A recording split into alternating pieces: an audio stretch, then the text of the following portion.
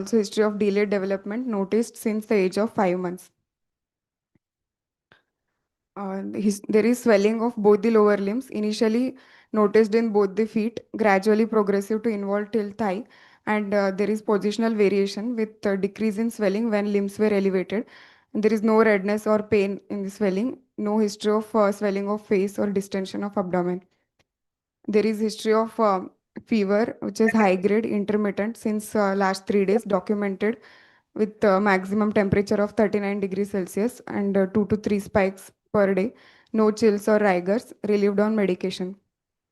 And there are red colored rashes on chest, thighs, and inguinal region present since last 2 days and are persistent till now. There is history of decreased urine output since 1 day, and there is no history of blood in urine, hematuria, no history of melena or hematemesis or bleeding from any site. There is no history of breathlessness, no history of jaundice or abdominal distension or vomiting, no history of blood transfusion in the past, no history of blood disorder in the family, no history of insect bite. Since there is a significant past history, I would like to elaborate on that. Beginning with antenatal history, it was a registered pregnancy with regular ANC visits done, three antenatal scans done, which were told to be normal, and mother received tetanus toxoid and iron folic acid taken for 4 months, starting from the fifth month of gestation.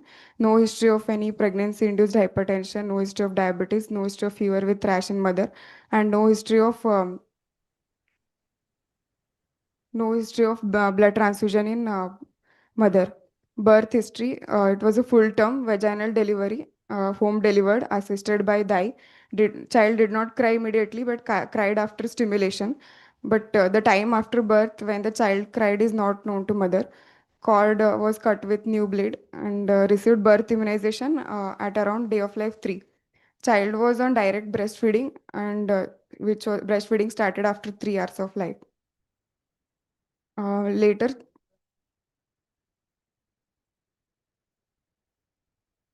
I cannot see, sir. It's on that.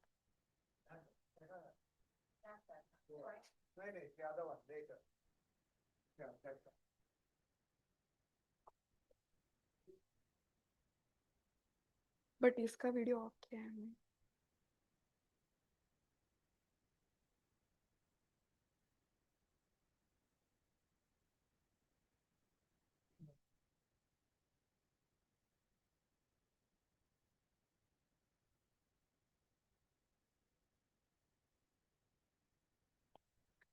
On day of life 8, child was unresponsive and had decreased activity and not taking feeds, and was taken to hospital and told to have jaundice, and had some query convulsion, and child was admitted in NICU and kept under blue light phototherapy, and mother does not know about the history of any blood transfusion or requirement of oxygen, and there was total NICU stay of 8 days, received RT feeds during the NICU stay, and the mother does not know about any invasive procedures being done. Parents took discharge against medical advice on day of life 16, and child was on oral feeds after discharge and was not active but was taking oral direct breastfeeds. Then at the age of 5 months, mother noticed delay in development of the child at the age of 5 months as compared to his elder siblings. He was not able to hold his head or roll over, but did not seek any medical attention for the same.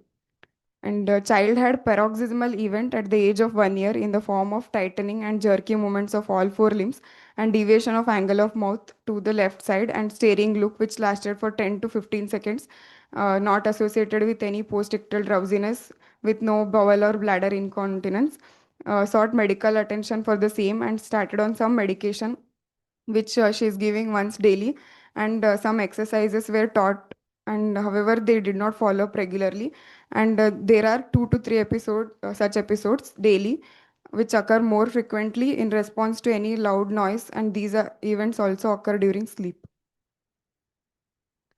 uh, Coming to developmental milestones, child has achieved a partial head holding at 5 years of age but cannot roll over.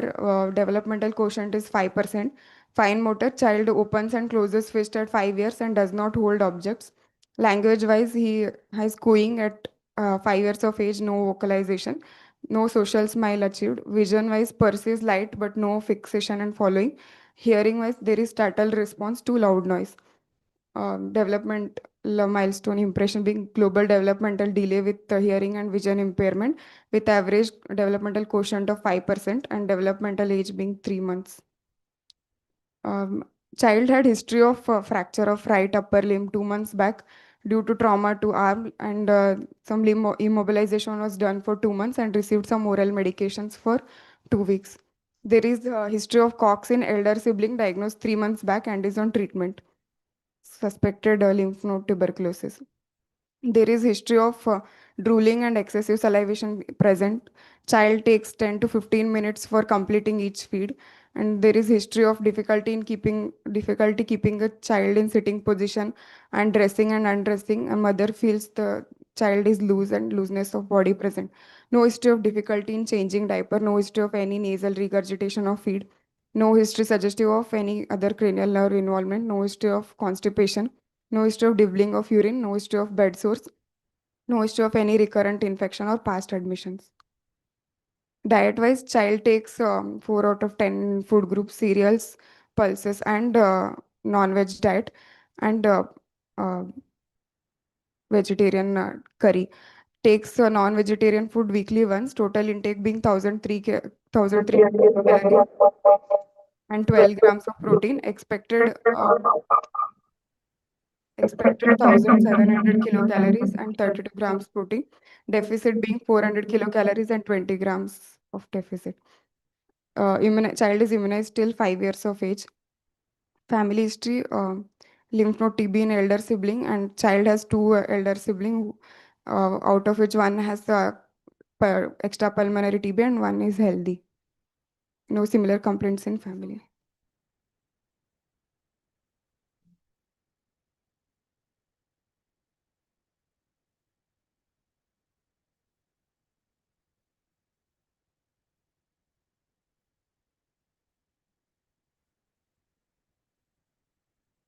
So the first complaint, swelling of both lower limbs since 2 weeks in a 11-year-old child. How do you approach this complaint? For a while, we will perfect the first store. Yeah. Thereafter, we will take that store. Perfect.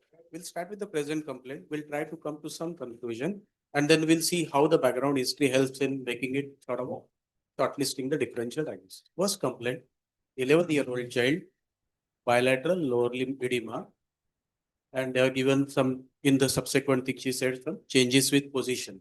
How do you look at this complaint?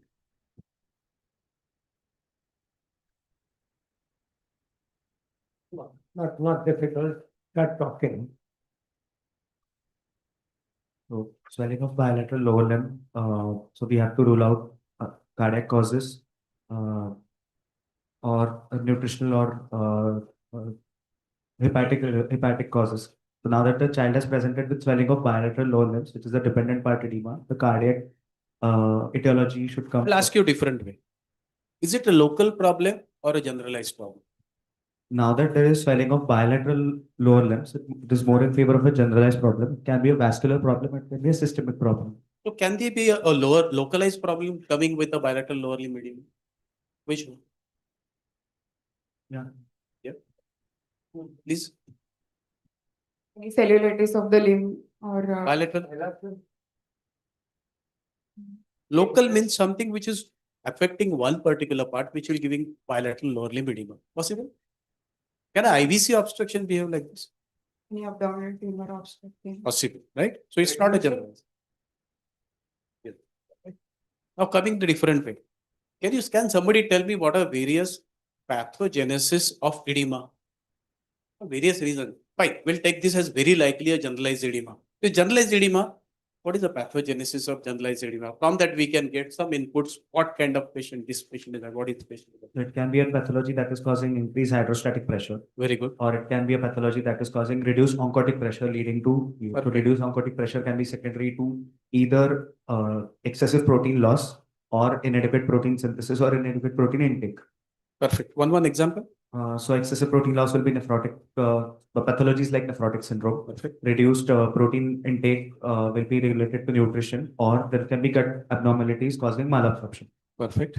Okay. Hydrostatic pressure. Uh, that is in cases of congestion failures. There will be increased pressures Absolutely. or obstructions Fine. causing Any other cause apart from these two? allergic causes that actually cause compromise of the vessel wall, leading to, for example, generalized anaphylaxis, anaphylactic reactions where there is widespread capillary leak. So that can So also. some capillary leak syndrome. Anything? There's fourth, one more cause. Yeah. Yes. You're right. You're right. Inadequate absorption by the lymphatic system. So lymphatic obstruction. Right. These can be four possible causes. Where do you fit this? Charles? What about nephrotic syndrome? What's the cause of edema?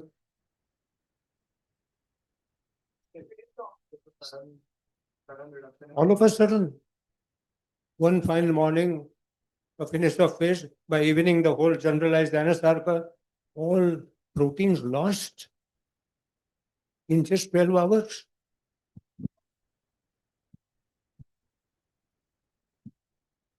Normally, the body tries to compensate by increasing protein synthesis, but in nephrotic syndrome or in renal pathologies, the rate of loss of proteins is so much so that the body is not able to keep up.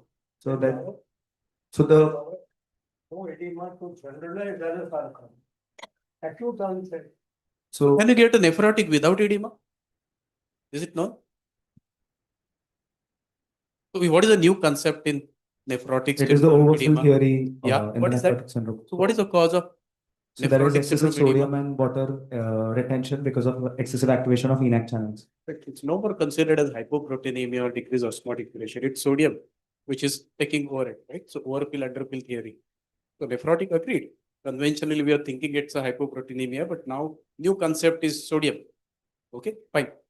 Now coming back to this case, bilateral pedal edema, leg edema, which is progressive, and now add on to that, with change of posture, there is change of. So what did you mean by that?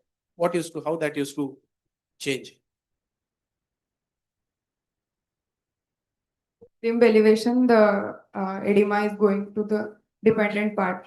So it is So to the dependent face? edema. No, Did sir. you ever have in the face? No. So where dependent part? Where? More in the thigh. When the foot was elevated, the edema was more in the thigh. So this child And- never had it on the face or on the chest or abdomen, or they did not notice or something. No, never in the face and abdomen. Fine. So now join the paleness to all this. Which edema of all that we talked has a paleness complained by the parents just last 2 weeks. All this is last 2 weeks. But you talked about several causes which don't come up in 2 weeks. Cardiac, liver, they take a lot of time. So it must be renal only. I know renal comes in a short duration. Nephrotic syndrome comes in 12 hours. Okay, acute glomerulonephritis comes in 2-3 Renal days. comes with the facial puffiness and periorbital edema. So sir asked you, we gave all three possible or four other causes of generalized edema. Now find out which one of them will be with 2 weeks paleness. Anemia and Therefore, I want you to say that the story may be 2 weeks, but the child is never normal. Whatever that abnormality is there. So it's always pointing out to that. With this story, you could have said, this is not a normal child. What is abnormal, we won't know. Now connect it to paleness. I feel it's a chronic renal disorder. Renal comes in a short time. Correct? Edema is short time. There is severe anemia in a renal disease. Yes. One of the cause of anemia is renal. Okay. Now, yeah, if he has no breathlessness, that's fine. Hypertension is not there. So to my mind, the diagnosis by this slide is a renal disorder. Short duration edema, paleness, renal origin. Yes.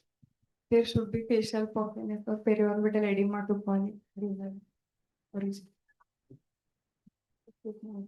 You're right, perfectly right. That particular aspect we definitely want in this child.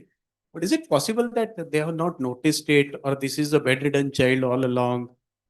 And then, I mean, he has got dependency there. Is it possible that edema might have been missed, a subtle edema might have been missed? But just restricting only to lower limbs and not seeing anywhere, only way we can explain is some IVC obstruction. Otherwise, would be always generalized, right? Fever, fine. Next comes is rash over the body system. So, on this context, where do you fit the rash? Is it part of the disease or something else? Can be some fever with rash So, add on new disease, you meant to say? or On a one pre-existing. more cell line being platelet being affected can be possible for fatigue. So, you meant to say thrombocytopenia? Possible. In fact, sir asked you, this is probably disease existing prior to 2 weeks. So when you're presenting, one thing always he has been mentioning is child was absolutely all right prior to 2 weeks or apparently all right prior to 2 weeks. So did you ask about what was the child doing prior to 2 weeks of this disease? Child was not all right. Actually, child had a fracture 2 months back. So he was compared to prior, his activity was decreased and oral acceptance.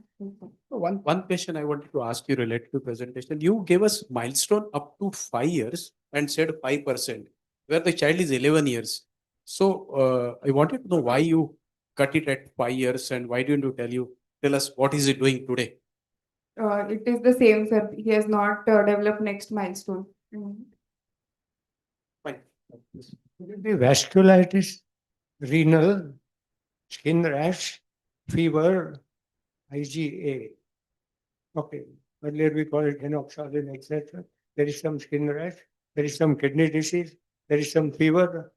I think my diagnosis with these four things is IgA. Today we call it IgA. Earlier we used to call henoxalin. Fever should be earlier on. Is it mandatory to have fever in enough number? Or IG? Is it mandatory? Right? Can it be SLE? 11-year-old child, Male child edema, SLE. is male child. So males also can get it, female predominant, but males can get it always. Can it be SLE?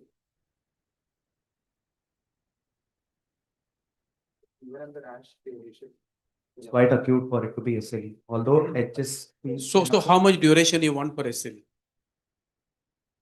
1 week, 2 week, 1 month, 2 months, but some point of time he must be 2 days also. No?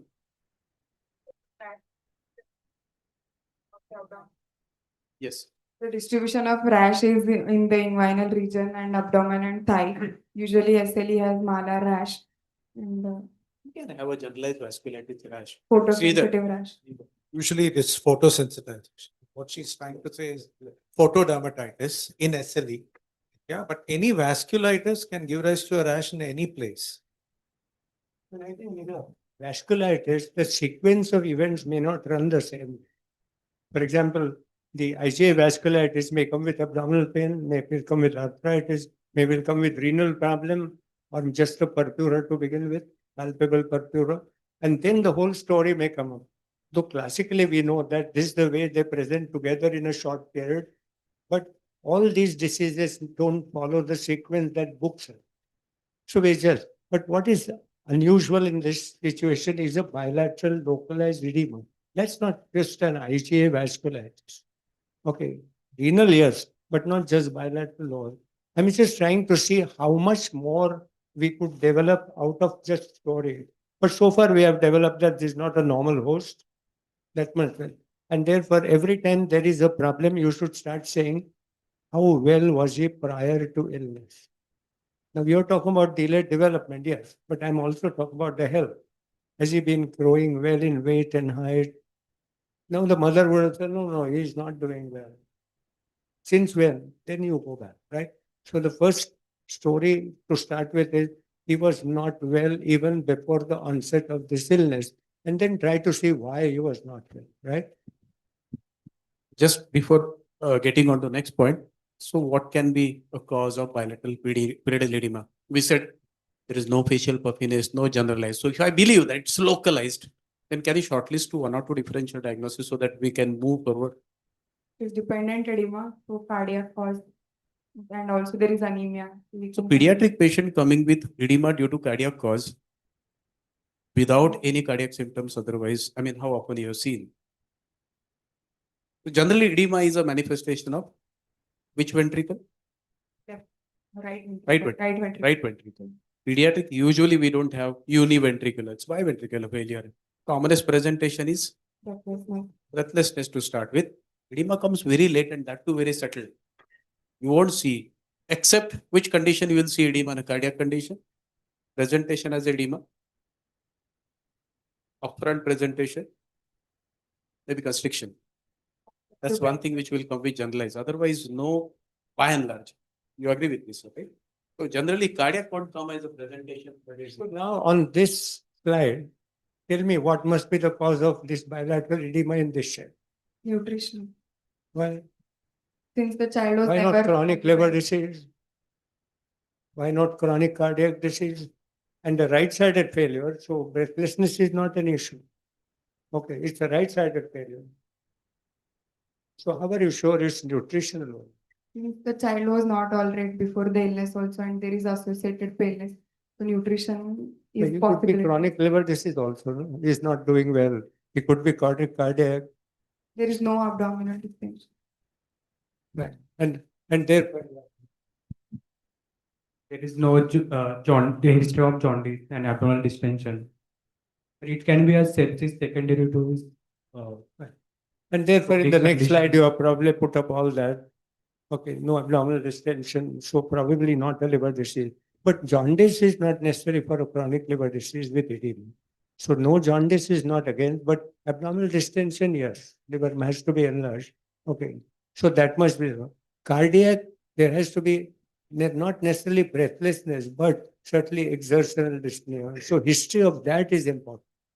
Okay, and therefore nutritional, right? And moment you say it's nutritional, then we know that could it be primary nutritional? Poor intake of food. So is it a primary nutritional edema? You're right, nutrition. Primary.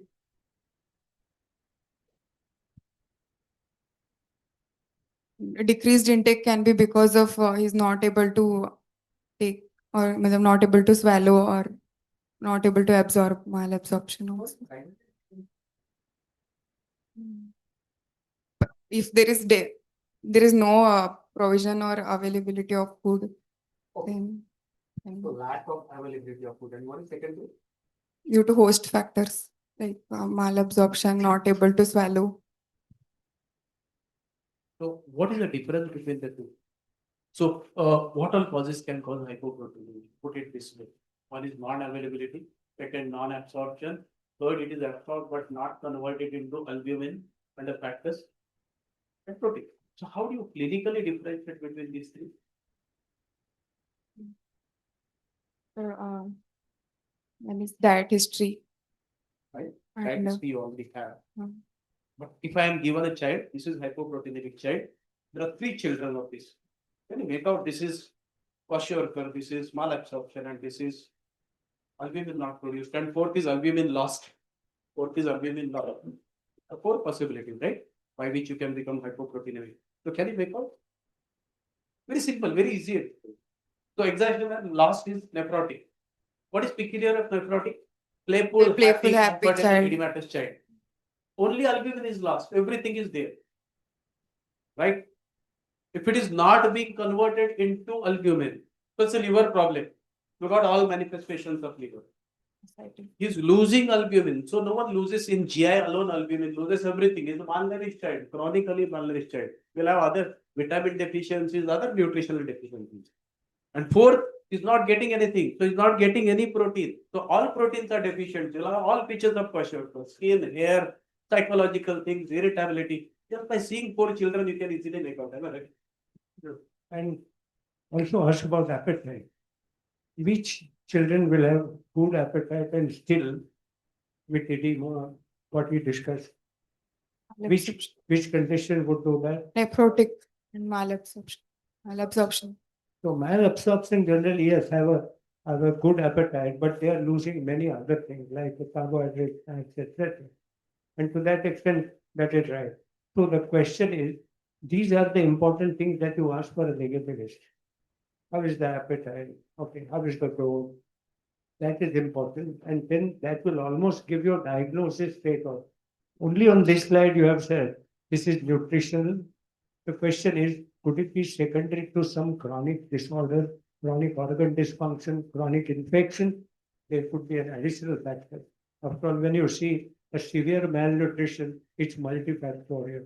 It could start with intake of food not available, but thereafter there is a malabsorption, thereafter there is an allergy. Okay, there is a bile irritation. So everything goes bad, but in which case there is a chronic diarrhea. So no diarrhea would be an important negative point, right? Exception to that, no diarrhea in a malabsorption, a very common one. Rather, we know they discuss very commonly. The celiac. Celiac can go without any manifestations, just coming with multiple. So indigestion, or which is called maldigestion. What's the difference between maldigestion and malabsorption? Who digests food? Digestion starts from mouth. to Saliva, yeah, saliva. but that's a small contribution. You are right. Major contributions of digestion come from where? Stomach and intestines. So stomach, Charlie. pancreas, liver, biliary system. And why do you need digestion? Can you not absorb straight? We need to break down the food into. But can a malnourished absorb. man absorb straight without digestion? And that's the cause of allergy. The whole protein is taken in, it's not digested into amino acids, and therefore he has even an allergic process responsible in the intestine. So multiple issues, right? I think what we discuss in this kind of a session is not just the diagnosis of disease, but many ramifications. We have discussed so many here. Almost we have discussed everything on it, right? So- The MCT one, which does not require any. That's why we add that Simal MCT, that's coconut oil. It's like a carbohydrate, just gets it. The chylomicron formation requires bile salts. The bile salts are lacking, chylomicrons are not formed, so everything with that will be lost, except the MCT, which will be reabsorbed without chylomicron requirement, without bile salt requirement. So ADK are lost, but that's the reason we give MCT oil. It's fine. Now coming back to the case. Bilateral pidal edema, severe anemia, 2 days history of fever and rash. We shortlisted on whatever on this. Let's go back to the birth history. Antenatally normal, perinatally apparently normal. Day 8, child becomes lethargic, taken to the hospital, told that there is jaundice. He has a seizure. He is given feed by tube for 7 days. Day 16 is discharged with still difficulty in feeding. What do you make out of it? And then you see a child who is severely deranged, who is 5% development quotient at 5 years of age, 11 years. What is your impression from this history? What is the likely pathology? Is this connectors? Possible. Bilirubin. Is it connectors? Possible. Yes. Possible. So, what kind of a delay you get will break it further. What kind of a developmental delay you commonly get with connectors? Which domains are predominantly affected? Predominantly. Extra. So mainly fine motor, gross motor are predominantly affected. Cognitive speech is affected, but comparatively less. And what you see predominantly in the record. Choreography. This child, at least on the history, doesn't show that. His global development delay, all domains 5%, and no development. This child is as good as no development. So connectors is unlikely, I will take it. Second, child presenting on day 8. So first 5 to 7 day child is all right. Which is that connectors child who presents to you on day 8? Which is the pathology which will give rise to connectors on day 8? There is one. Can it be RH? ABO? Anything else? RH will come within first 48 hours. He will be admitted within no time. Krigla-Najjar 1. Only Krigla-Najjar 1. Who can? You can add. Right? You can correct me if I'm quick.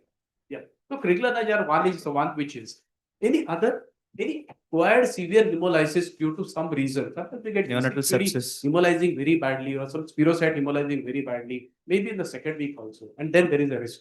But generally not. So this child from the development point, from the presenting point, doesn't look like hemolysis to us. So that may be a silent bystander of jaundice. So now child deteriorating on seventh day, maybe a day prior, and is taken home. Now what are the possibilities?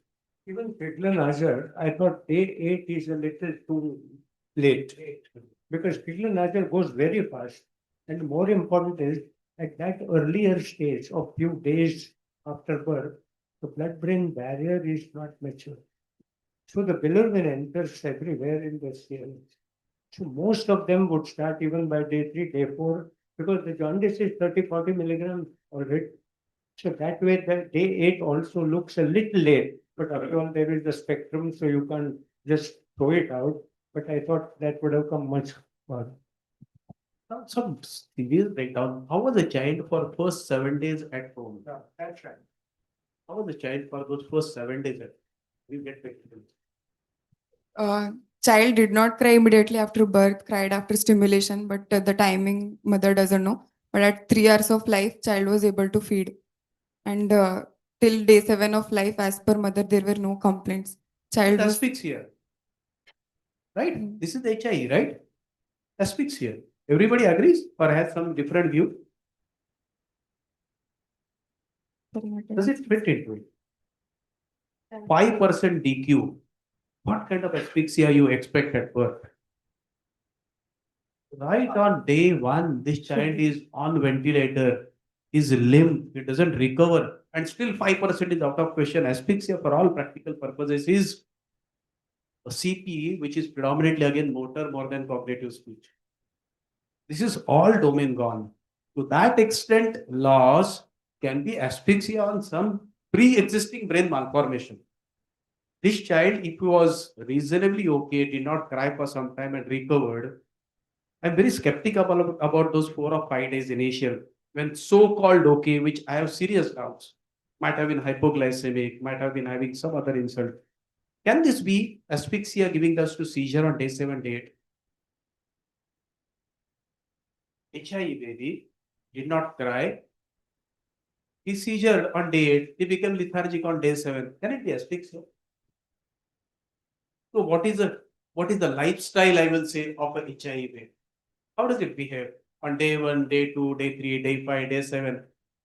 There are some kind of I would say, trajectories. If they don't behave in that fashion, I start thinking. So asphyxia baby, seizures on day 2, seizures on day 5, seizures on day 10. What comes to your mind? First time seizure I'm taking. What comes to your mind? Is that same? Is it accepted to all? Then what is the difference? The first time seizure, by and large, would come within first 4 days. After that, if I get a new onset seizure in asphyxia baby, this is not because of HI. It's very likely because of the metabolic abnormalities, hypoglycemia, hypocalcemia, hyponatremia, anything can come. If it is with fever, think of infection, they may be catching up intracranial infection. So first 3 or 4 days, you will have all kind of seizures. Then there is loss of seizures on day 5, day 6 onward. You don't expect seizure. And only 10 to 20% of them will have reappearance of seizure after 3 months, which will be like your West syndrome, which will be, so this period from 4th day to 3 months is called as a period of epileptogenesis. Some kind of changes will happen, some kind of channelopathies will come, and after 3 months, 4 months, they'll start getting either spasms or complex seizures.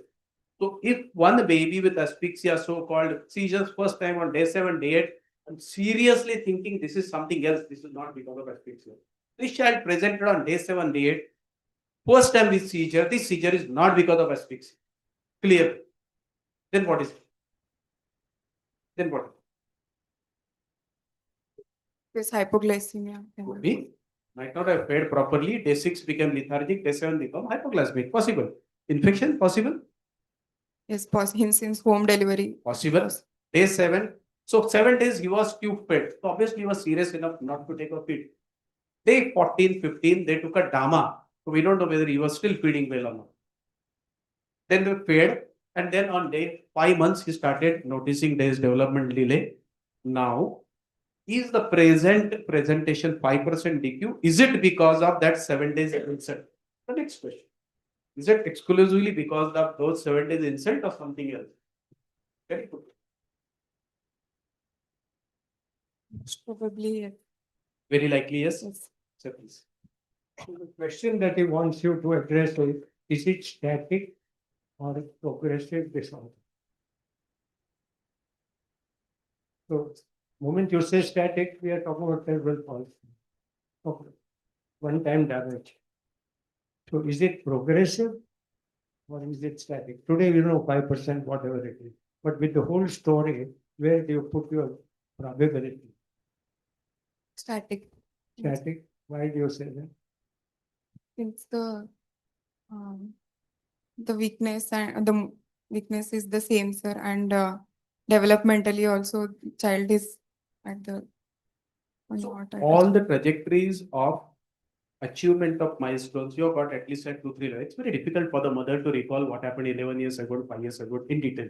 But at least grossly we can ask when he started sitting, when he started standing, when he started walking, if at all. This child has not done anything. Fine. Now my first question, apart even before sir said, is this antenatal problem, perinatal problem, or postnatal problem which has given rise to developmental delay? What do you think? What outcome we are seeing today? Is it because of antenatal, perinatal, or postnatal? Incidental. child did not cry after birth. So antenatal is also possible, but initial 7 days, mother, as per mother, there are no complaints. And since there is day 8 of life to day 16 of life, there is a stormy course. So postnatal goes more likely. Okay, fine. Perhaps you might not have seen those with the babies. When I see a 5% DQ, which is as good as no development unless it is contributed by acquired problem like contractures and all, but cognitive and speech are not affected by this. So if that is also lying at 5%, I'm serious about some antenatal serious insult rather than perinatal postnatal. None of these other insults, with few exceptions maybe, none of them can cause that kind of a delay. 5% not acute at all. I have very serious thinking this is something antenatal which has happened to this baby. So what are the antenatal insults? Known antenatal insults? Torch infections Okay. and drugs, radiation, Anything else? pregnancy induced hypertension, And of course genetic. genetics, chromosome. Chromosomal. It could be anything kind of a genetic insult. Okay. Can this be IM? Can this be IM? That's why sir was asking static. Static or progressive? Yeah, so come to that question first. First question. Is this static or progressive? How do you decide in a given child whether static or progressive? This child has not achieved milestone to say that he has lost milestone, right? Progression. He is the same. You can't have a negative progression, right? So then there is so much of problem, it all must have occurred already there. The question is, could it be perinatal? Could it be postnatal that we have missed? Or then is it really antenatal? After intrauterine problem must have happened.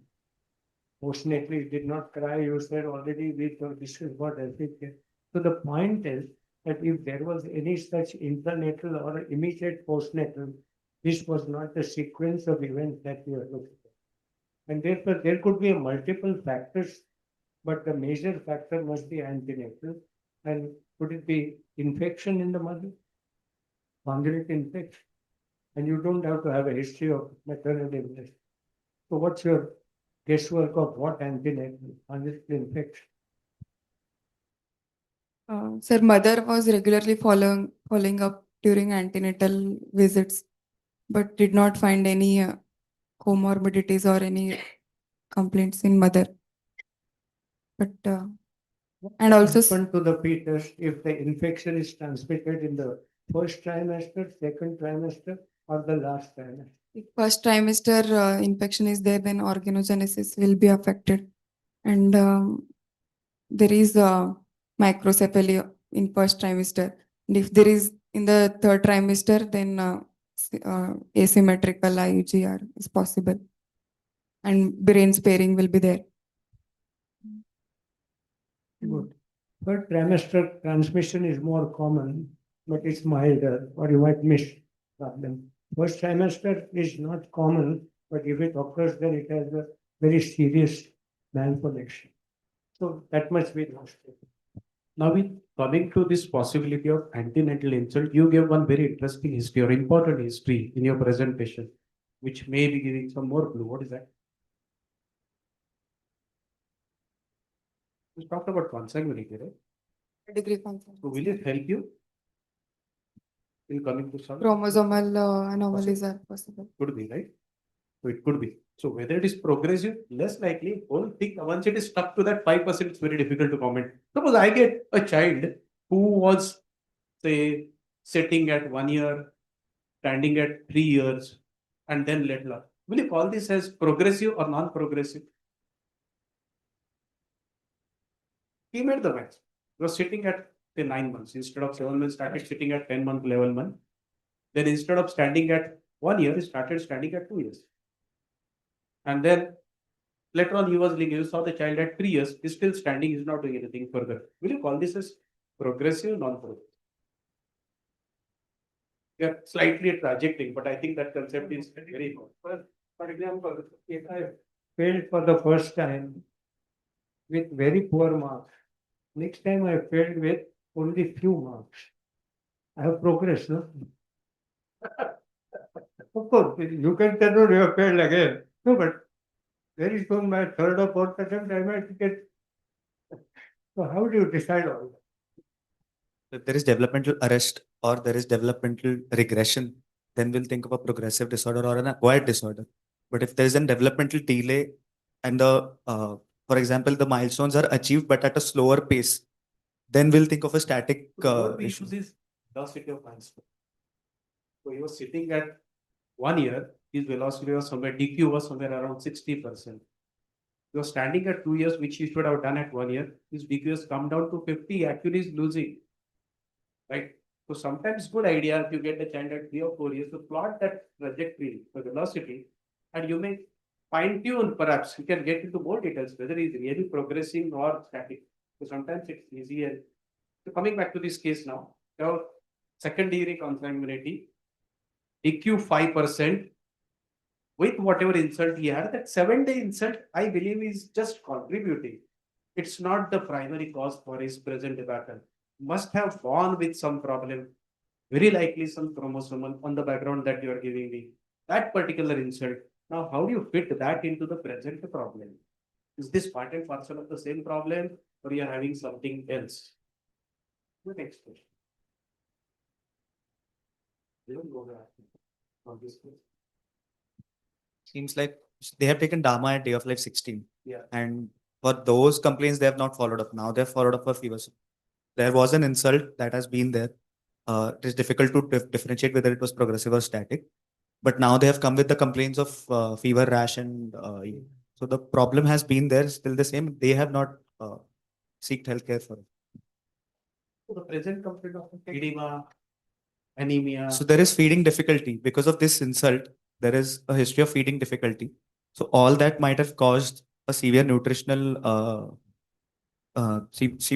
deficiencies, which is obvious from the dietary history. Along with that, the feeding difficulties can lead to primary nutritional deficiencies leading to edema.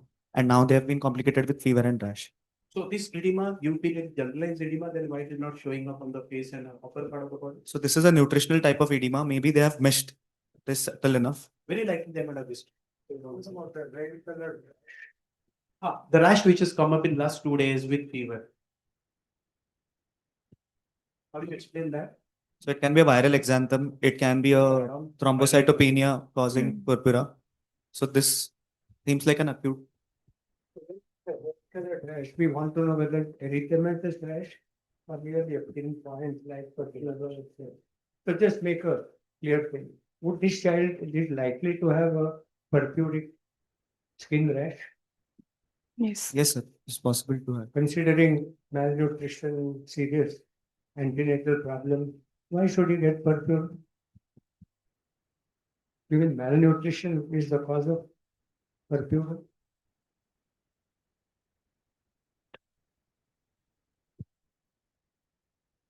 Blood vessels may be skin, the skin may be so fragile that they could easily even Vitamin C get- deficiency. and all that is possible. Just to because rate, you're right, fever and this some viral. If you, when you talk about the bleeding manifestation, you talk about platelets, coagulopathy, and third is vascular. The third component, which is collagen related vascular, which will be there. So many times in a severe kind of a kwashiorkor child, also we see some kind of vasculitis or vascular kind of a vascular. So we thought this is nutrition. And just a thought, if it is genuinely only lower body, can it be some clot sitting in the IBC and with some hematological manifestation adding on to that, two separate diseases? Just a thought. I think malnutrition also must have been one contributing factor to the severe damage in the brain. We said primary, some malformation, okay, chromosomal, but then multiple other contributory factors. And I thought in that malnutrition stands out. Agree? But initial initial He's asking, can the malnutrition give rise to so much of neurological? no, gross motor would be mainly affected, and social can also be affected, but not. Not so much, not so much affection. We are saying that this is the antenatal problem. So this fetus also must have not received nutrition, no, from the mother. But birth weight, So very early malnutrition may not spare the brain. Normally malnutrition is not always spares the brain. Okay. but a birth weight mother does not know, but as per her, he was not. He was average. Whether baby is developing well or not, or a brain or not, the maternal supply is being done. Okay. So there is no problem with supplying nutrition to the fetus.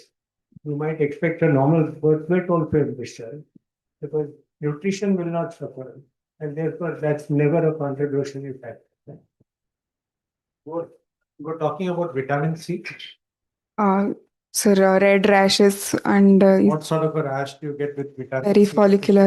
perifollicular hemorrhages. Perifollicular redness, gum bleeds are classic. Mm. It's more in the oral cavity, perifollicular and subperiosteal cavities. Yes. And which are the Very painful, very painful. Which are the common vitamin deficiencies in a bedridden child like this? Vitamin C, It's very vitamin D deficiency, and B complex. This, so multivitamin deficiency is that scurvy is very often seen in these children for whatever reason they are. Have you seen kwashiorkor anything? No. Correct. That means our nation has improved so much in economics, nutrition, that we don't have protein deficiency. When I was trained, kwashiorkor was common. Their changes, mental changes, all that. And today you are not seeing it, which means BJP can say that she is the proof that even protein deficiency is taken care of. in the front of politicians. Isn't it? Have you seen scurvy? No. So vitamin C is also plenty. Calories may not be plenty, but we are not short of protein or vitamin C. What do you think? Otherwise, in 3 years, you have not seen kwashiorkor or scurvy, and possibly your earlier batches also may not have seen it. And the reason is, when we had enough protein, you will not get all that. But at one time, we had enough calories, but very poor protein. Because our diet was very poor in protein, but enough in calories. So we got kwashiorkor. Thereafter, we did not even get enough calories. So proportionately, the proteins were enough not to cause kwashiorkor. Okay. And is kwashiorkor a protein deficiency? Hair changes, mental changes, skin changes. We don't see them in nephrotic syndrome. We don't see them in chronic liver disease. Okay, there also albumin is low. And in nephrotic is very low. And still no skin changes, no hair changes, no mental changes. There are mental changes. In nephrotic is euphoric. No? Is it due to protein? It is because of the steroids via treatment. Steroid way. So why does the liver disease and nephrotic syndrome not have skin mental changes, hair change? It is a manifestation of amino acids so deficient. So Gosh, sure. they are amino acid deficiency signs. Let's leave it. Good. But we had a good discussion. Broad. Yes. Summarizing, 11-year-old boy presenting with history of pallor and edema since 2 weeks, with fever since 3 days and queries suggestive of petechiae since 2 days, with global developmental delay, with seizure disorder, with vision and hearing impairment, and tone abnormalities, with significant birth history of suspected perinatal asphyxia, with neonatal jaundice, with encephalopathy, and history of NICU stay, with significant calorie and protein deficiency, with partial immunization. Can be a case of severe anemia in failure with hypoproteinemia.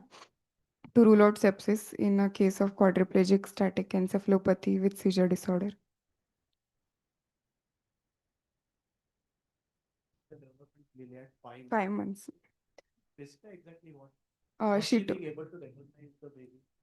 no, sir. The child was not doing head holding or not able to smile. Recognize No, sir. vision and hearing. At least Child can perceive light but does not fix or follow any light or object. Quadriplegic. Um, He since can't move his hands and feet. he is able to move hands, Quadriplegic. but the power is Power is less. less. SMA 0. But also seizures. Okay. Quadriplegia, so early in life must be SMA 0. Perinatal insult is there and all domains are affected. Global developmental delay. specify. SMA won't have central, Yes. more of a peripheral. Yes. On general examination, we could not take the child because he's not ambulatory. General examination, a child was afebrile, temperature of 37.4 degrees Celsius, pulse rate of 130 per minute, regular and good volume, and respiratory rate 28 per minute. Blood pressure was systolic 104 divided by 66 diastolic millimeter of mercury, which falls between 58 to 90th centile, and saturation 99% on room air, and capillary refill time less than 3 seconds, and extremities were warm. Anthropometry, child's weight is 26 kg and length is 128 centimeter, which falls between -2 standard deviation and -3 standard deviation. Body mass index is 18.3 kg per meter square, which falls between 0 to plus median to +1 standard deviation. Head circumference is 46 centimeter. And the BMI is normal because of the edema. And length 128 centimeter, which is less, but -2 to -3 standard deviation comes. Weightage and height. Weightage around 8 years to 9. Height age is 7 to 8 years. 7 years. That's 128 centimeters, 4 years is 100. Mm. After that, at least 5 to 6 centimeters every year. Mm. So around 6 20 years to added to 5 that. years. Around 10 years. 10 years. 10 years, right? His height age is 10 years, weight age is 7 years. Mm. What is your Acute, interpretation? acute malnutrition. His age is 11 years. 11 years. 10 years height age for 11-year-old is not very badly affected. And weight 26, kgs. but with this with edema, right? Mm. We will have Yes. to discount that. So with that, so it becomes acute malnutrition. You mean to say this child was growing quite well, but recently he has lost the weight. That's what we will consider. Sir, height age, we are considering 10 years, then the insult. You have mentioned -2 to -3, but I'll be a bit doubtful on that. Hmm. So the chart finds just find it negative. And if you say it's appropriate both 7, 7, so it's not malnutrition only. It's rather genetic or constitutional. If you say both are 7, 7 or 8, or 8, right? 128, if you take by 6 centimeters every year, that becomes around 7.5 to 8 years. Plus So weight 4. and height becomes appropriate. Where is the malnutrition? Rather, how do you take it? Suppose both weight year and height year both are 7 years, or both are 8 years. What is your interpretation? Chronic malnutrition. Is it? What we want to derive from this is, when did this malnutrition probably start? Okay. If 128 is 8.5, 9 years. Because if you take 6 centimeters beyond 4, it becomes almost 5 years beyond 4, nearly 9 years.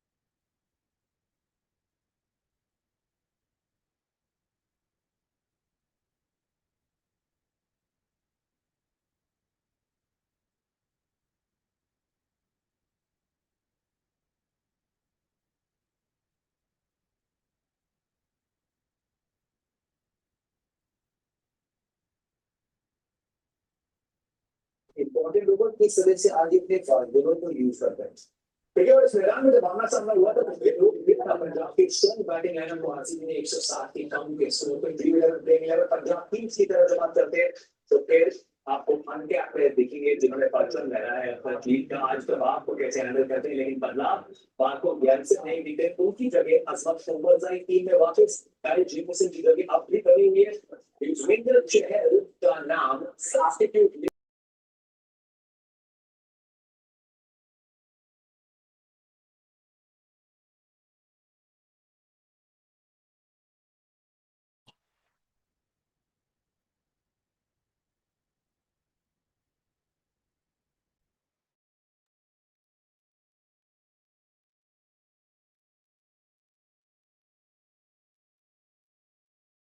So they are slightly chubby though. But when you see weight age and height age at the same level, not and chronological age is high, this is not malnutrition at all. Right? And I think when you gave the diet history, you said that there is a lot of deficit in proteins, but not so much deficit in calories. So he might be still protein deficient, but calories are not too bad. That's why he's not malnourished in that sense, but certainly he has got a specific protein malnutrition. That's possible.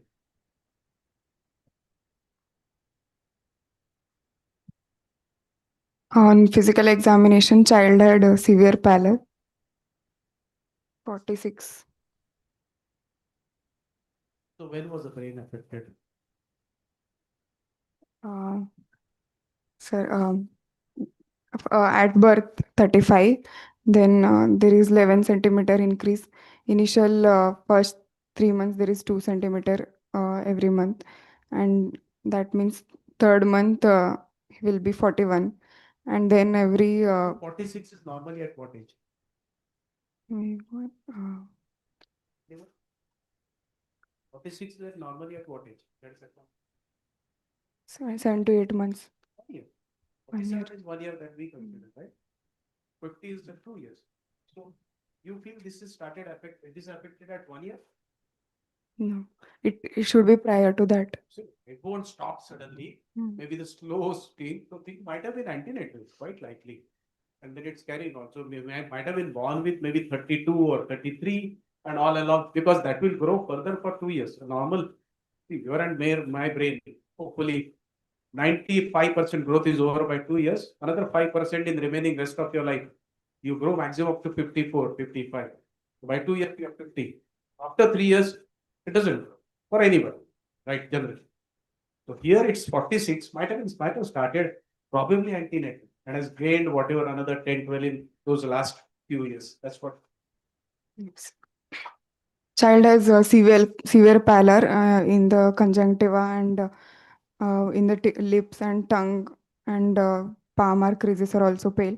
Plagiocephaly and microcephaly present. Eyes are normal, no bedrot spots or signs of vitamin D deficiency. No, there is poor oral hygiene, no cheilitis, no stomatitis or gram hypertrophy. Petechiae present over the chest, axilla, groin, and thigh, and bilateral pedal edema till thigh, and skin is shiny over the swelling. Hyperpigmentation around the eyes and knuckle and knees is present.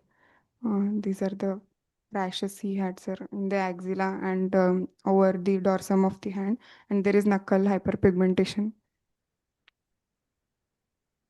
Does have any vitiligo? Check the mother for vitiligo. No, sir. Why do you have to check the mother for If mother, autoimmune condition? Could be having a pernicious anemia. Visual is one of the cause of neuroregression. Used to call it infantile tremor in those days. It's a differential for a lot of neuroregression conditions like glutaric acid and many things.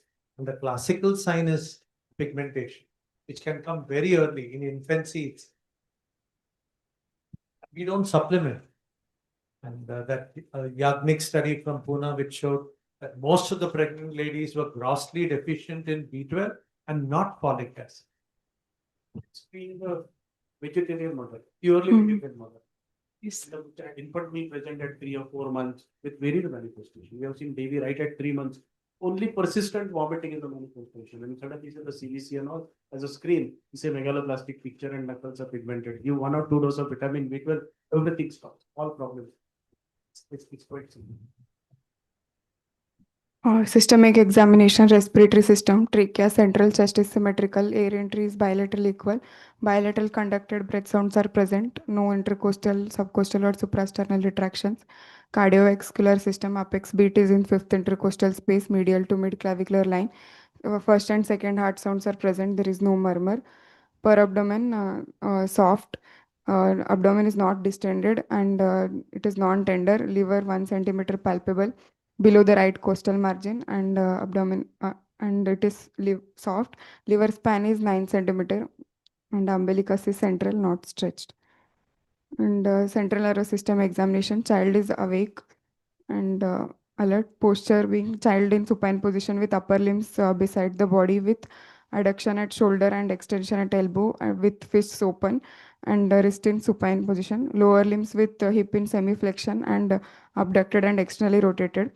Flexion at the knee and ankle with plantar flexion with Ryle's tube in situ and IV cannula in situ.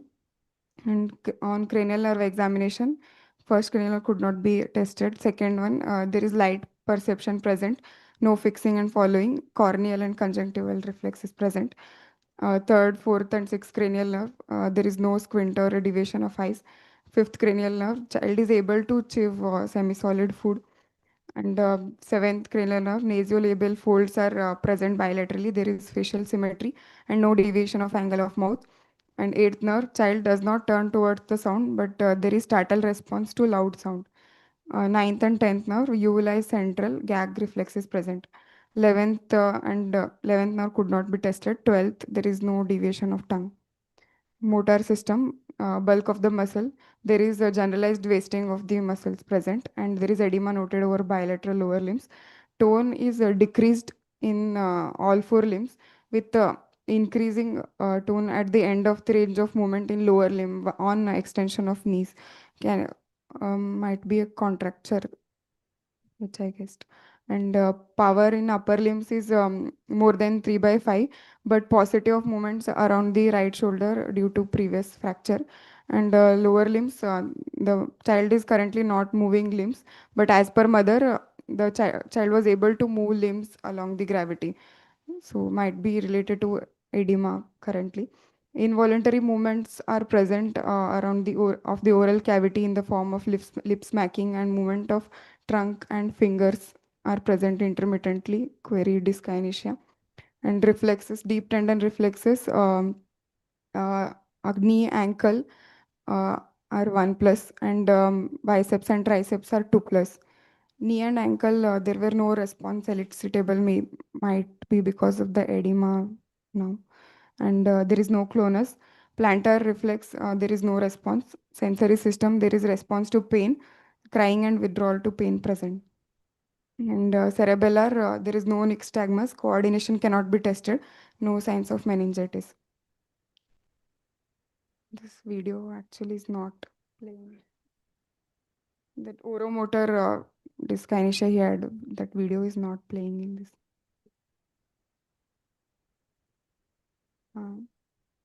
I have a video, but it is only part of the child, not completely. Neurological, Mm. have any neurological notes in the first year? That is from 5 months to 1 year of life. Only one document available, sir, at the age of 1 year, where they have mentioned there is no development, gross motor also no head What's the holding. development? Same. Any extra They have muscular written sign? dyskinetic, they have written in one. Everything is fitting into B12 beautifully. You miss it out in the first year, it's a mess. And B12 is something, you have such huge stores. To get deficiency, you need to have a mother who's almost having zero stores. And that's why I asked you about vitiligo, which is very obvious. And then you know she might be having furniture. Even if you are a vegetarian, you have something in you. And breast milk may not be a very good source. Adequate. Only on the nutritional B12 deficiency, whole development. Cannot be today. B12 has to be ruled out in each and every case of neuroregression. And if you get pigmentation like this, way above in the list. And they usually come with extrapyramidal symptoms. So when you have extrapyramidal symptoms with skin, infantile tremors, edema, everything follows up. You can have thrombocytopenia, you can have that bone marrow, all those things come one after the other. So this is the video. What's the video?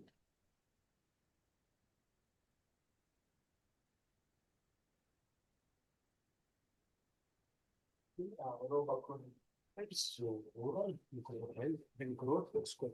Absolutely. Face doesn't look bad. Your mission looks fairly Facial good. looks reasonably. Not completely different. It's okay. Provisional diagnosis. So from your findings, where do you come? What additional information you got from the findings? I was expecting tone should be increased since there is a perinatal insult, but the tone is decreased in all 4 Can limbs. you have a Possible. Okay. Yes, sir. It is rare form in the extrapyramidal system. Can a perinatal hypoxia give rise to hypotension? Mm, no, Well, it's spastic. safe to say it because of severe hypoxia, but that component is now totally lost. Very, very rare. Unless you got a posterior cerebral or posterior cerebral artery circulation affected during hypoxia. It's extremely rare to get hypotonic CP due to asphyxia. So when you get a hypotonic delayed CP child, it's a malformation general. It's a cerebral malformation general.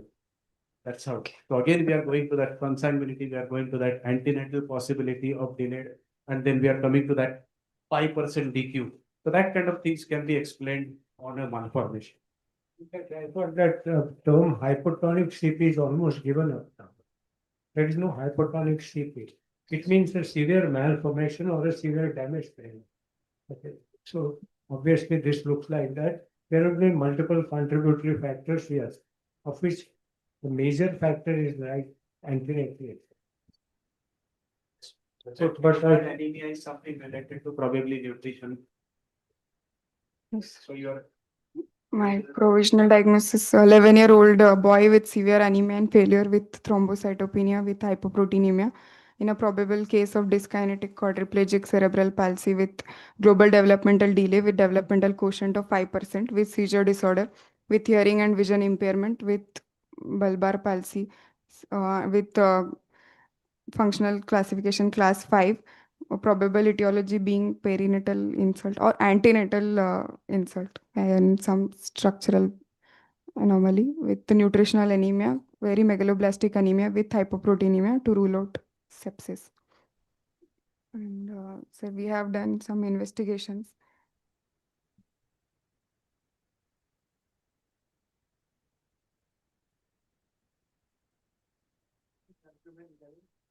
Or 2.2. Sir, on CBC, initial HB was 5.9, hematocrit 19.1, and total WBC counts were 5,360, and platelet being 1,58,000. Peripheral smear showed megaloblastic changes, and RBCs were hypochromic and macrocytic with hypersegmented neutrophils present, and platelets are large in clumps.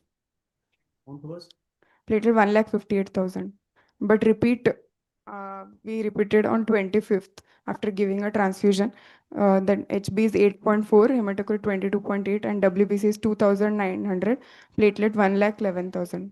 1,11,000. CV. Sir, MCV 92.8. Does it go with megaloblastic? But for that HB, it is low. B12.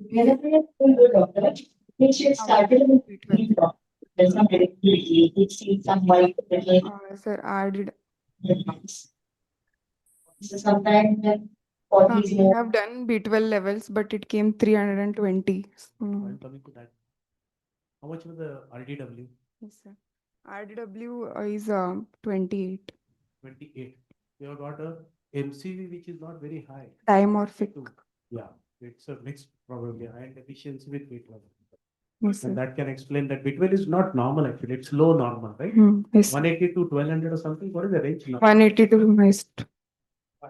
Yeah, yeah, it's definitely a low, but this is dimorphic. This is iron deficiency with B12, and that can be explained on the basis of severe nutritional losses. All that. Yes. I think serum B12 level is not dependable.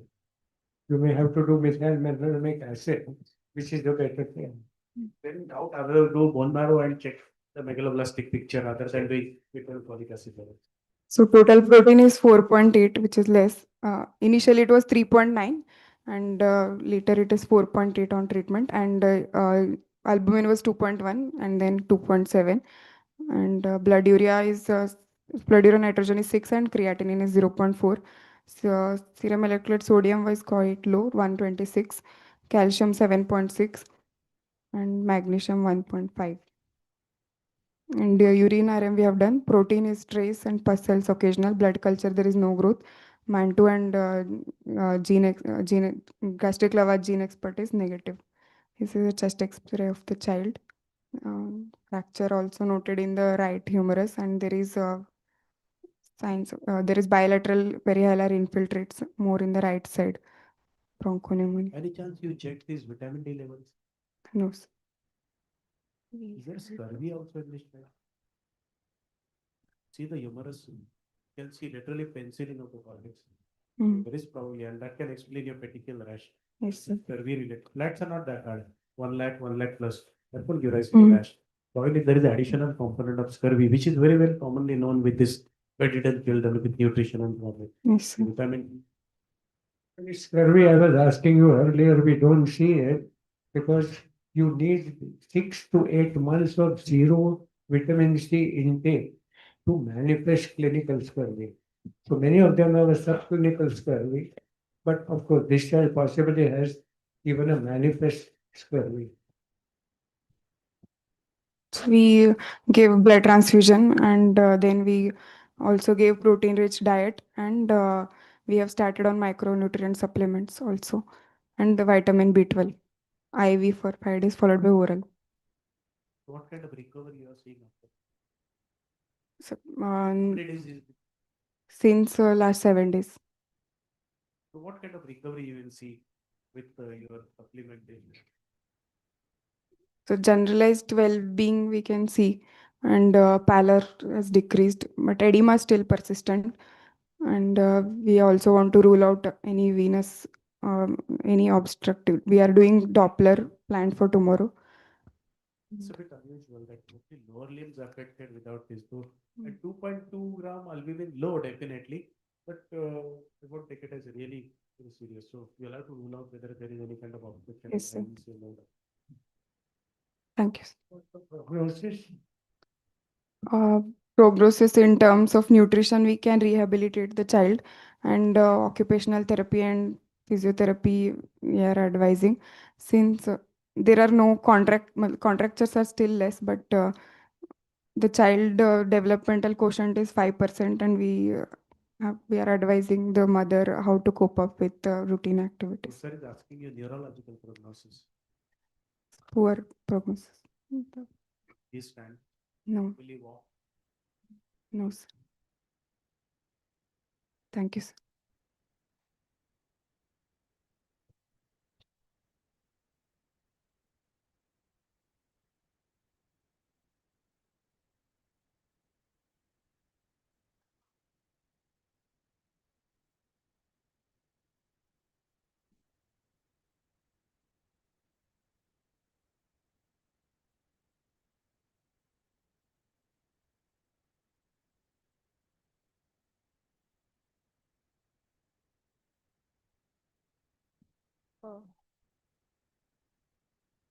Good evening, everyone. So, this was a 35-day-old female child, first by birth order, born out of non-consanguineous marriage, resident of Dharavi and hailing from Bihar, Muslim by religion, brought by parents with the complaint of increased work of breathing since 16 days.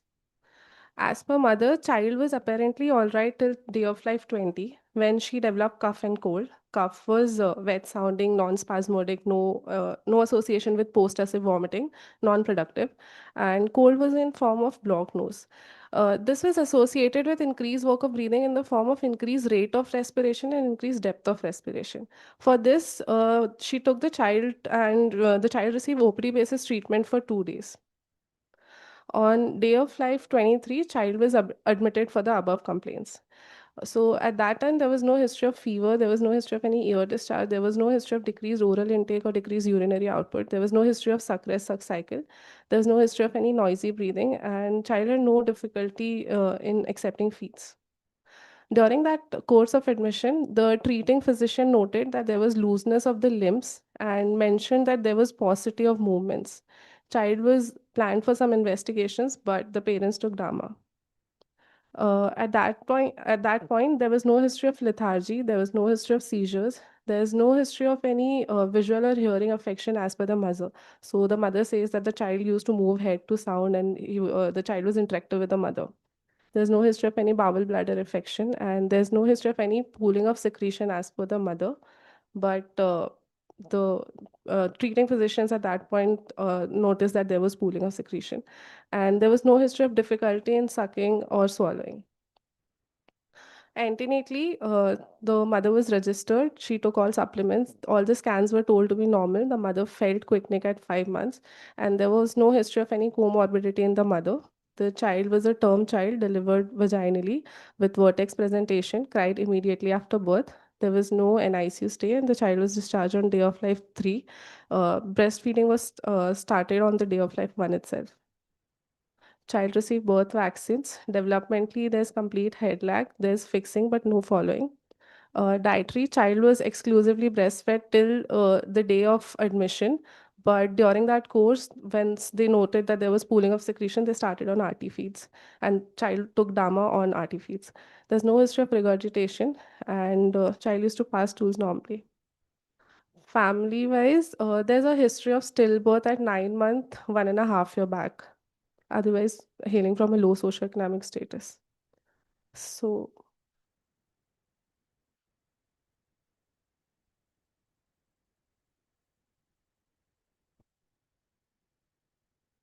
So cough cold in a 20 days old child. Let's see Suppose this child had come to you on day 20, 35 days now, but he had come to you on day 20 with cough and cold, a full term normal delivery, second baby of a 20-year-old mother. What is your thought process?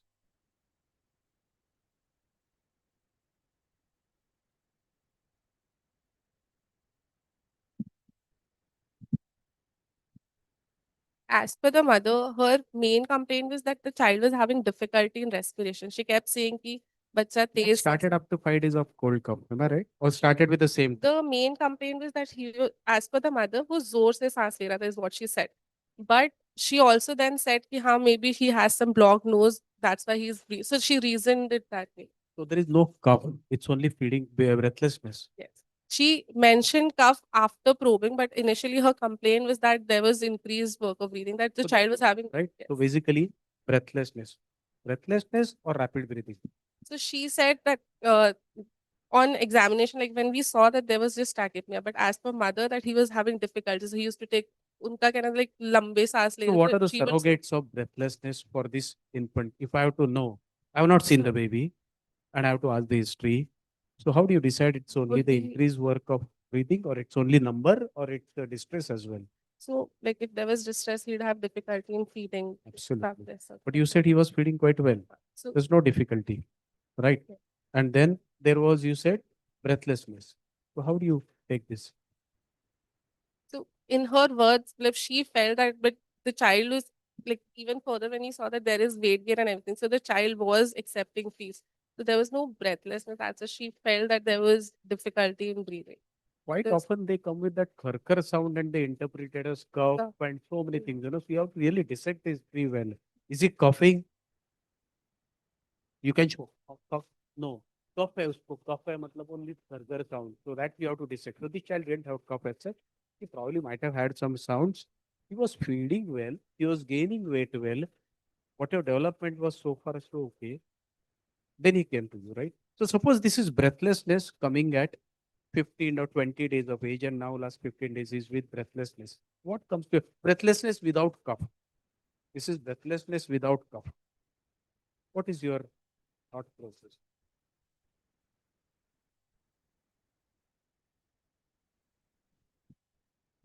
Underlying metabolic acidosis can have increased rate of Underlying breathing. metabolic acidosis going on for 15 days at home without any further So progression. in this child, it seems unlikely. He must have had some Can it metabolic. be there in any other child? Can it be any other child? A full-term baby, non-consanguineous, comes to you on day 20 with the rapid breathing, going on for 15 days due to metabolic acidosis. Is it possible? He then by 15 days he must have. Then he'll manifest in some other ways also. He'll have. He won't have weight What are the gain. likely causes of metabolic acidosis at this age? Inborn error. Perfect. Inborn errors of So metabolic. what are the common presentations of IEM So if it is with breathlessness? unexplained tachypnea, unexplained tachycardia, Encephalopathy. encephalopathy with seizures. And it won't just linger around for 15 days. It will rapidly go down if you don't treat. Going on for 15 days with the breathlessness, I probably won't keep it as a differential diagnosis either. I think the cold and cough at this age is extremely rare. A baby at this age cannot even cough. So what they mean by cold and cough, we need to be very sure about it. Further, increased work of breathing is a medical term that we find. The mother might say fast respiratory rate or might call it breathlessness. Now, if this is an sudden episode of breathlessness, then the child would be acutely sick. If he's not acutely sick, that means so-called breathlessness has been going on even a little earlier, which means that baby is breathing fast, but not so fast for a mother to have noticed or complained. And now the mother has noticed, maybe because there is some nasal secretion for block, whatever the reason. So this clearly means that there has been something earlier likely to be there. Then you added that baby could feed well. That means the upper part was not involved at all. Okay. And if you said that there is an increased work of breathing, then the respiratory muscles were working well. So it is not that a muscle disease. Okay. If it was a muscle disease, he would not have been able to show any increased work of breathing. In fact, it could have been a shallow breath that may be a first rapid. So at this age, we are not clear with this what it is. If it's a breathlessness coming up in the first few weeks of life, having been born normally, then the first probably is it a cardiac disorder, not a respiratory disorder. Respiratory disorders are right at birth, aspiration, whatever, or thereafter, maybe 3, 6 months later. And the reason is most of these babies are breastfed. They are only at home. There is no obvious contact unless the mother herself has viral infection. But otherwise, the babies won't suffer at this age. So the question is, this is not cardiac apparently. This is not respiratory also maybe. Then what is it? Is it a muscle paralysis? If that is so, then there is no increased work of breathing. So tachypnea is likely. In which case you would have asked also, what is the cry like? Has the cry gone down? Okay. That means that we would have got straight away a paralytic child, whatever the cause of paralysis. The child has always had a weak cry. He says that his cry again. That is important. So whenever there's a respiratory problem, feeding and voice, both will give us an idea where we are at. So suppose this was a muscle disease. What muscle disease? SMA? We give it that 20 days of time. So would you push for an SMA?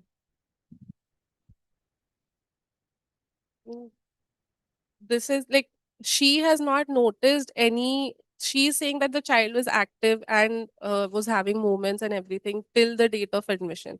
But she like, maybe because it's the first child, she does not know, like she has no comparison basis, and child to begin with had no movement. So it is likely possible that Who in the history subsequently that they found the child a bit loose. Am I right? the doctors. Does it give you doctors found it? Which doctors? The where he The- was previously yeah. there. Mother didn't feel it. Mother didn't feel. Mother, as per mother, the child has been active. Child was moving It's the limbs. first baby of the mother. Yes. She probably may not be knowing what is Yeah. normal baby. So does that give you any clue? The child was a bit loose. In fact, I was almost guessing whether it is Down's baby with a VSD. Presenting like that. And so I was to ask you what is the age of this mother, and you said 20 years. Of course, nowadays, in fact, Downs is more common in the early age group because the late age groups, they are completely evaluated. But fine, here, loose baby with, yeah. So you are giving that clue. But can a VSD present like this? Left to right shank. Can it present like this? Child will have Again, five will there be positive. paucity of movement by VSD should have. Say that's what I'm Yeah. saying. So in this case, they have noticed that there is a paucity of movement. No, his The mother, tachypnic baby. Can a VSD come like this with a tachypnea only going on for 15 days? No progression. Fine, he's just in low grade decompensation.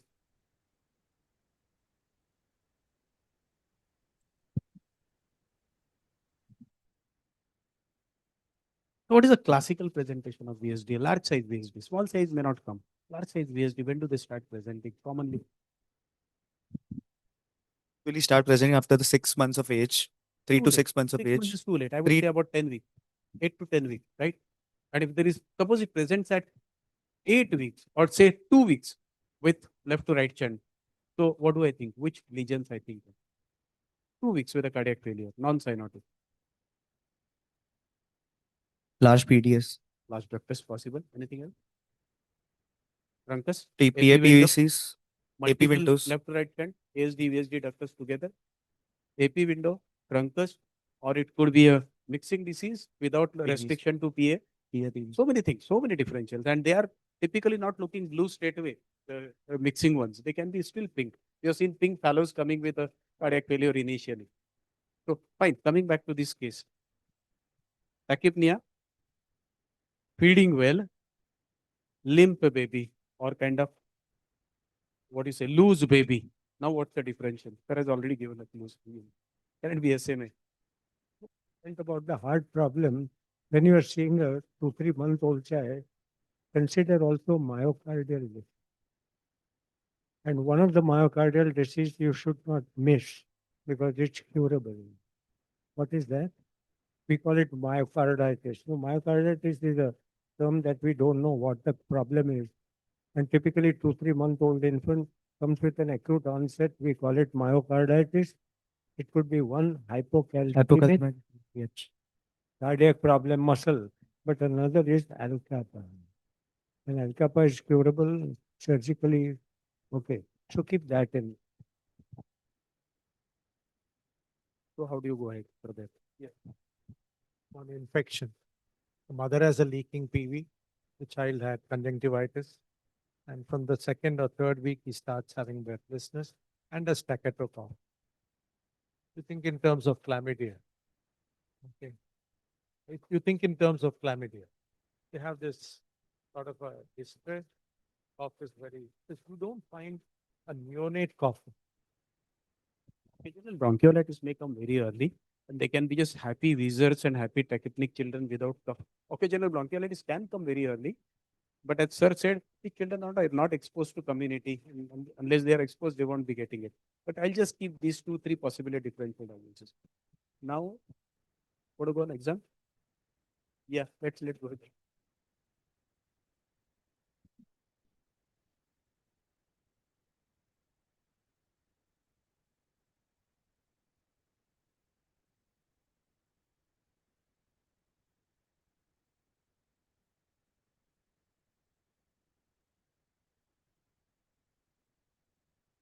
A 35-day-old female child brought with complaints of increased work of breathing with looseness of limbs and reduced limb movement with normal birth is a case of probable viral LRI with an underlying neuromuscular disorder. Could be congenital myopathies, SMA, metabolic causes, or not in this case because post-viral we had kept as a differential, but then the presentation and the onset seemed unlikely. We were thinking of SMA because so like on the examination further and even in the previous notes and everything it's been written like there was more uh, appendicular this thing weakness than axial, and also so initially to begin with the child did not have, like the mother says that there was no drooling of secretion, nothing, but now all of that has come into play, like that is there. Major difference is myopathy is static Hmm. and SMA is progressive.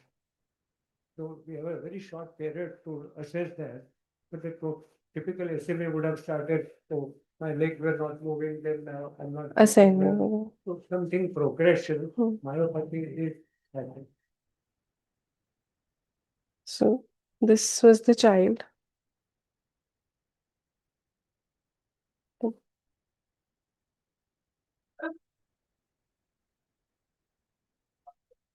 Describe the posture. So like with the writhed frog-like position, the extension of the upper limbs and the flexion of the lower limbs. So initially, when the child presented, she had a heart rate of 160, respiratory rate of 54 per minute, saturation was maintained. On head-to-toe examination, the posture was like a pithed frog appearance. The cry is present, but weak cry. Pooling of secretions were present. There's no tongue fasciculation. Spine and genitalia appeared to be normal. No dysmorphic facies, and Mongolian spot was noted present over the back. Articulation of tongue. We 30 days. yeah, but like it was not visibly When, there. when you will, when you will see. Can a baby bring out your tongue? How can you make out? Huh. No, in this baby, 35 days old baby, you want to see the fasciculation, when you will see that. Obviously, when he's crying, you'll see those moments at that time. And in fact, the tongue has to be inside only, not protruding. You know, that photograph from the critical point of view, our critical mind goes well. So show that photograph. You know the case now, probably SMA. What is unusual in this photograph from the support point of view? Head. and he's given oxygen. Mm. What kind of ABG you expect in this child? What kind of ABG do you expect in this child? PCO2 retention. Huh? So pH Like 7.2, CO2 retention. 50, 60, PaO2 is on oxygen 100. So what are you doing? Are you helping him or harming him? They're surviving on the CO2 drive at this moment, but anytime he's going to collapse. His support is not oxygen, his support is airway and a ventilatory support. Okay, if he becomes hypoxic, same thing holds true for your GPS children. Hmm. You know, suddenly you get call at night that child is crashing from 95 to 92. I literally rush. Never tell them to give oxygen to this patient. He's going to die by the time you reach. Tell him to hold on. If at all required, give bag and mask. I don't know. Never give oxygen because he's surviving on hypoxic drive.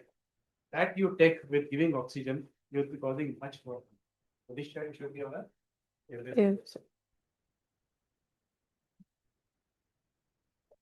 On CNS examination, the child was initially alert and interactive with the mother. Pupillary reflex is present, gaze was normal. Sucking initially, when he had presented on the first time, the sucking was present. He was in fact kept on breastfeed in the first 2 days.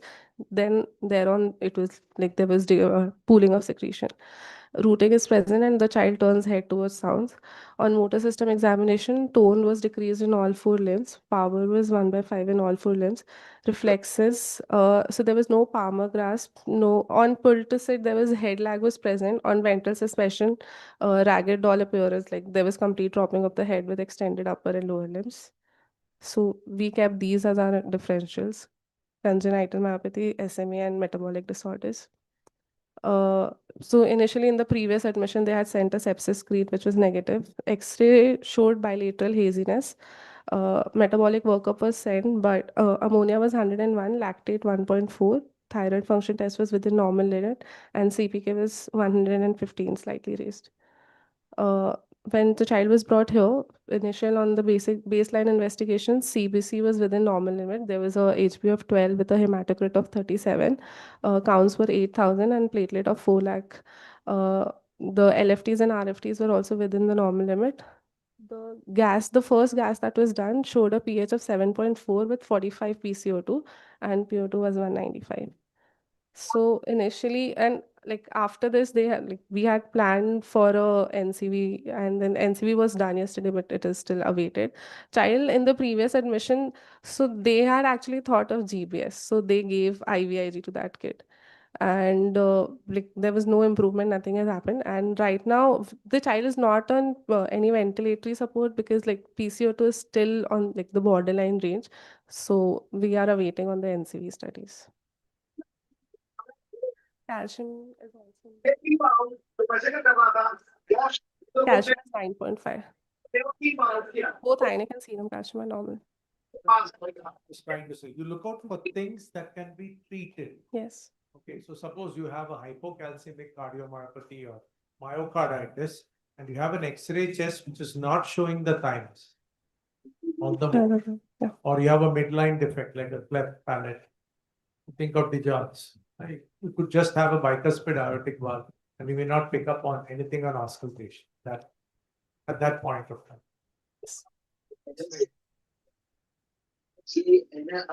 Don't have the X-ray right now. Like the X-ray that was shown to us, like they had a picture, it was normal, but I don't have it right now.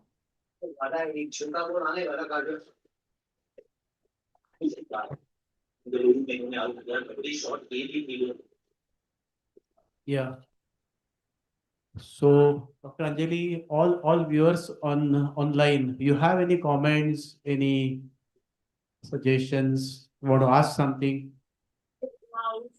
I wanted to just ask in the first case, since the elder sib had TB lymphadenitis, whether this child, the first patient, needs TB prophylaxis.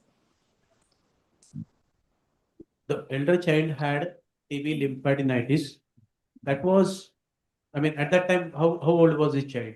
So 3 months back only, the elder sibling has been diagnosed with TB. 3 We months have, ago, Anjali? we Yes. have evaluated in Yeah. TB workup we have done. Yeah. But since we have given the Monto is negative and gene expert is negative of gastric lavage, and also ESR is 10. But child's X-ray is not improving, and child is also nutritionally malnourished. So we in the view of Talking about radiological this child, or you're talking about the previous? This particular. Previous child. patient. Yeah, Anjali? So we are The starting previous empirical. The previous patient's elder sib had TB lymphadenitis diagnosed 3 months ago. The other child. The other child is diagnosed. The first Sorry. case's sibling had TB, sir. Huh. So we evaluated the patient also. And when we go through the file of the elder sibling, it is disseminated COX actually, but not microbiologically positive. But our patient, all workup is negative, but radiologically suggestive of tuberculosis. So we are starting on AKT empirical. This child is also started on AKT. You have any other Yeah. questions or any other suggestions, Anjali? Any comments? So, if this child had even the X-ray was normal, whether this child would warrant TB prophylaxis? No, he is receiving AKT. This Yeah. child is worked up and he is clinical. He is on AKT already. This child is I- also on AKT. I understand, Mahesh. My question is, if this child's workup was normal, Yeah. would he now he's on treatment, but would he warrant prophylaxis if everything was normal even then? Question to me. 11-year-old child He usually having contact with everything negative, does he warrant prophylaxis? guidelines say till 5 years of age, but Right. Anjali, the answer is till 5 years the guideline says the prophylaxis. After that, not. Because her all investigations are negative. So Yeah. I agree with her that you don't have to give prophylaxis, even if there is a case Okay. of. Yeah. Yeah. Any other comments from other attendants? No, and I thought that clinically to pick up B12 deficiency in the first patient was awesome. Yeah. One more thing. One more addition to the B12. So B12 should not be missed out. It's something very important. A very important part of history is whether the mother had gestational diabetes, because nowadays we use metformin. Metformin can cause severe B12 deficiency in a vegetarian person. Metformin is known to decrease B12 level. So all the more you need to look for. Actually, we get varied presentation of B12, especially the infantile age group. We have seen, we are still seeing infantile tremor. I've seen about 2 in last 3 months. I've seen a 4 months baby who was brought to us with persistent vomiting. Already seen 2 pediatricians, was admitted for 4 5 days somewhere, and nothing they could come to. And this child came to us, and only clue was pigmentation. And we did his CBC, and his MCV was 110. Then autistic features in the first year.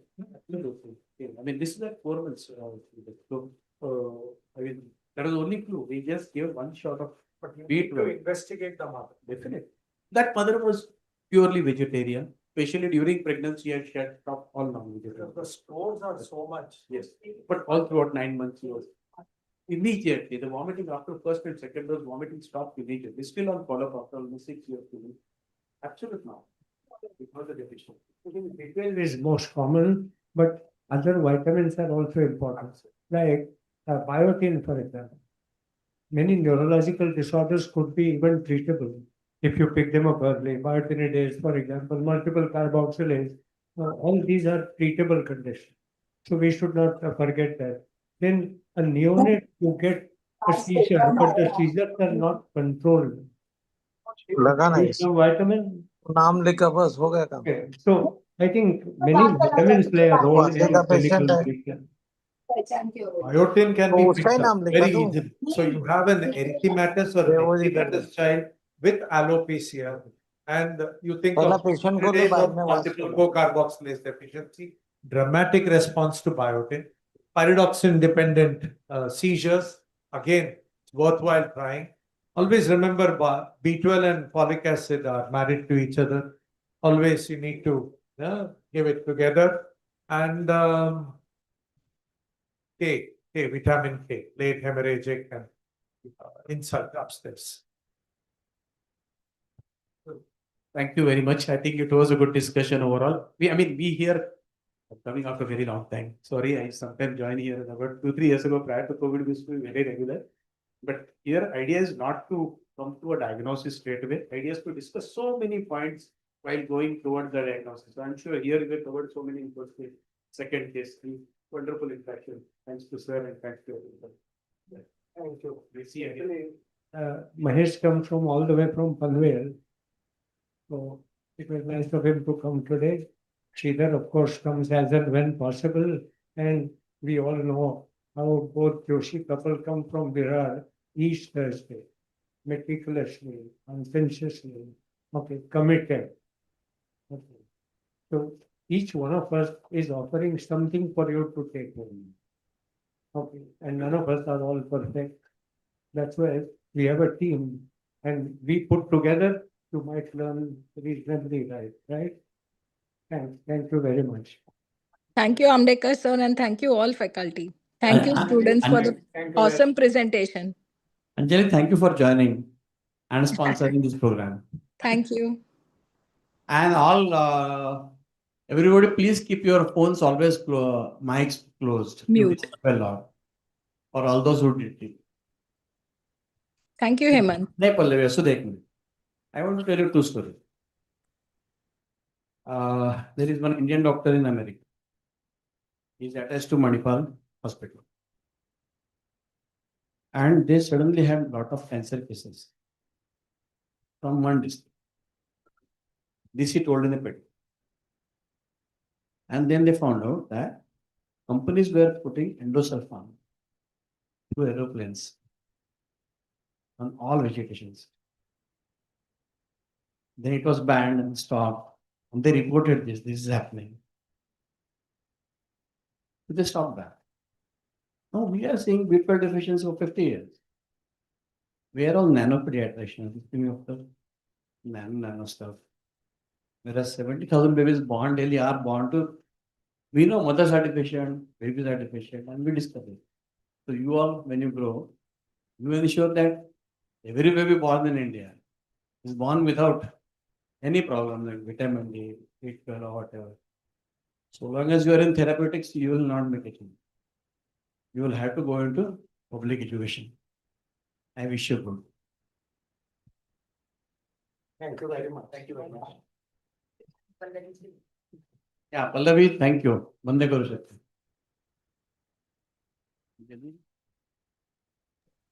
Yes, sir, करते बंद. Thank you.